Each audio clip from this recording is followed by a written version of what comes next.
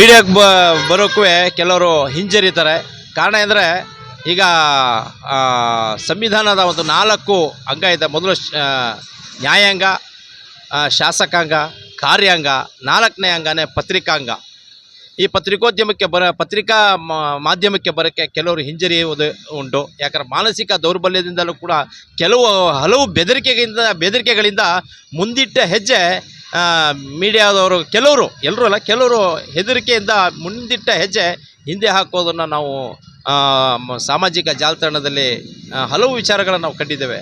ಹಾಗಾಗಿ ಮೀಡಿಯಾಗೆ ಬರೋಕ್ಕೆ ಧೈರ್ಯ ಬೇಕು. ಆ ಧೈರ್ಯ ನಮ್ಮ ರಾಜುಗಿದೆ. ಧೈರ್ಯ ಇದ್ದರೆ ಮೀಡಿಯಾ, ದುಡ್ಡಿದ್ರೆ ದುನಿಯಾ.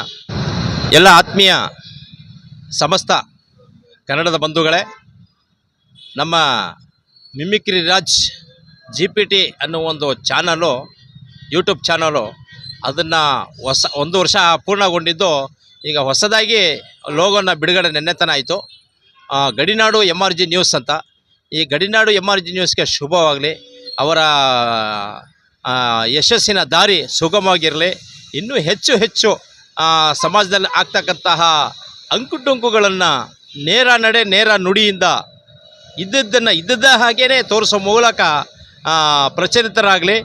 ಇನ್ನೂ ಹೆಚ್ಚು ಕರ್ನಾಟಕ ರಾಜ್ಯಾದ್ಯಂತ ರಾಷ್ಟ್ರಾದ್ಯಂತ ಈ ಒಂದು ಚಾನಲ್ನ ಬೆಳೆಯಲಿ ಅಂತ ಕರ್ನಾಟಕ ಕಾವಲು ಪಡೆ ವತಿಯಿಂದ ನಾನು ಅವ್ರಿಗೆ ತುಂಬು ಹೃದಯದ ಅಭಿನಂದನೆಗಳು ಸಲ್ಲಿಸುವ ಮೂಲಕ ಅಂತ ಹೇಳ್ತಾ, ಮತ್ತೊಮ್ಮೆ ಗಡಿನಾಡು MRG ನ್ಯೂಸ್ ಚಾನಲ್ ಮಿಮಿಕ್ರಿ ರಾಜರವರಿಗೆ ಶುಭವನ್ನು ಕೋರ್ತೇನೆ. ಧನ್ಯವಾದಗಳು.